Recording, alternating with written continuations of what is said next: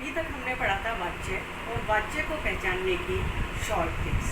आज हमारा विषय है, टॉपिक है वाक्य। वाक्य क्या होता है, वाक्य कितने प्रकार के होते हैं और वाक्य को हम कैसे पहचानेंगे और कैसे वाक्य परिवर्तन करेंगे।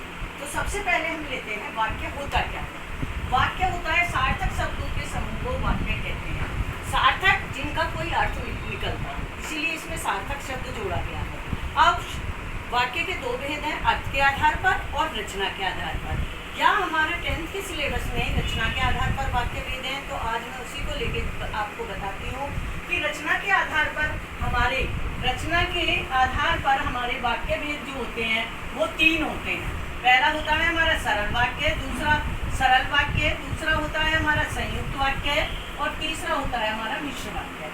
अब तीनों वाक्यों की क्या पहचान है, हम कैसे पहचानेंगे कि हमारे वाक्य में सरल वाक्य है, दिया गया वाक्य संयुक्त है अथवा मिश्र है। इसके लिए हमें कुछ उनके बारे में जानकारी, शॉर्ट ट्रिक्स और उनकी डेफिनेशन जाननी है। तो सबसे पहले हम लेते हैं इसी क्रम में सरल वाक्य। मैंने इसमें लिखा है कि जिस वाक्य में एक कर्ता और एक क्रिया हो, इसकी मेन पहचान है कि एक कर्ता और एक क्रिया हो, वहाँ हमारा सरल वाक्य होता है। इसमें योजक द्वारा कोई दूसरा वाक्य जुड़ा हुआ नहीं होता। जैसे पक्षी आकाश में उड़ते हैं, यहाँ पक्षी हमारा कर्ता है और उड़ते हैं हमारी क्रिया है, तो हमारी केवल एक क्रिया हुई है, तो इसलिए यहाँ कौन सा वाक्य है हमारा सरल वाक्य।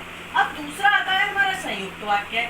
संयुक्त वाक्य की क्या पहचान है, यहाँ 2 वाक्य होते हैं जो किसी योजक द्वारा जुड़े रहते हैं और सबसे बड़ी बात है इनकी पहचान है कि यदि हम बीच से योजक को हटा दें तो दोनों सरल वाक्य बन जाते हैं, एक दूसरे पर निर्भर नहीं होते। जैसे आप अभी देखेंगे, मैंने लिखा है सीता लिखती है और गीता पढ़ती है, तो यहाँ हमारा योजक क्या है, हमारा योजक है और। योजक किसे कहते हैं आप जानते हैं नहीं, योजक कहते हैं जो 2 शब्दों को या 2 वाक्यों को जोड़ता है, उसे हम योजक कहते हैं। जैसे और, लेकिन, किंतु, परंतु, तथा आदि। तो हमारा इस वाक्य में योजक क्या है, और। अब और से कौन से 2 वाक्य जुड़ रहे हैं, पहला वाक्य जुड़ रहा है सीता लिखती है और दूसरा वाक्य कौन सा जुड़ रहा है, गीता पढ़ती है। लेकिन अब हम अगर इस योजक को हटा दें तो पहला वाक्य हमारा क्या बनेगा, सीता लिखती है, पूरा वाक्य है, किसी पर निर्भर नहीं है, स्वतंत्र है। दूसरा क्या है, गीता पढ़ती है, ये भी अपना स्वतंत्र वाक्य है, किसी पर निर्भर नहीं है। तो यहाँ 2 स्वतंत्र वाक्य होते हैं जो किसी योजक द्वारा जुड़े रहते हैं और इसकी पहचान है यदि बीच से हम योजक को हटा दें तो वो किसी पर निर्भर नहीं रहते, दोनों स्वतंत्र वाक्य बन जाते हैं। तीसरा आता है हमारा मिश्र वाक्य। अब हमारे मिश्र वाक्य की क्या पहचान है, हम मिश्र वाक्य को कैसे पहचानेंगे। सीधी सी बात है कि जिस वाक्य में एक प्रधान उपवाक्य और वह शेष गौण उपवाक्य होते हैं, गौण उपवाक्य को हम आश्रित उपवाक्य भी कह सकते हैं। गौण को हम क्या कह सकते हैं, आश्रित। तो इसका मतलब हुआ कि जहाँ पर एक तो प्रधान वाक्य हो और बाकी जो आश्रित उपवाक्य हैं वो प्रधान वाक्य पर निर्भर रहते हैं, वहाँ हमारा कौन सा वाक्य होता है, मिश्र वाक्य। अब वो भी किसी योजक द्वारा जुड़े रहते हैं। जैसे योजक हमारा अधिकतर मिश्र वाक्य में क्या आएगा, कि। जैसे राम ने कहा कि मैं दिल्ली जाऊंगा, सोहन ने कहा कि मैं खाना खाऊंगा। जहाँ की योजक आ गया वो हमेशा कौन सा वाक्य होगा, हमारा मिश्र वाक्य। जो, जिसे, जिसने, जिसको, जिससे, जहाँ, वहाँ आदि, ये हमारे किस में होते हैं योजक, मिश्र वाक्य में। जो परिश्रम करता है वह सफल होता है, जिसने नीली शर्ट पहनी है वह मेरा भाई है। तो जहाँ योजक कहते हैं जो 2 वाक्यों को जोड़ने वाला। अभी मैंने तुम्हें ऊपर भी बताया था, जो, जिसे, जिसने, जिसको, कि, जहाँ, तहाँ, ये योजक आते हैं, वो हमारा कौन सा वाक्य होता है, हमेशा मिश्र वाक्य। जो सड़क पार कर रहा था वह घायल हो गया, तो यहाँ कौन सा होगा, मिश्र वाक्य। अब जो छात्र परिश्रम करते हैं वे सफल होते हैं, कौन सा है इसमें योजक, योजक हो गया जो छात्र परिश्रम करते हैं वे सफल होते हैं, जो योजक आ गया। एक चीज और यहाँ बताना चाहूंगी मैं कि यदि आपको ये पहचानना है कि आश्रित उपवाक्य कौन सा है और प्रधान उपवाक्य कौन सा है, तो इसके लिए भी पहचान बताती हूँ कि जो हमेशा योजक के बाद आता है, योजक के बाद वाला हमेशा आश्रित होता है और जो बिना योजक के आता है वो हमेशा कौन सा होता है, प्रधान उपवाक्य। वो हमेशा कौन सा होता है, प्रधान उपवाक्य।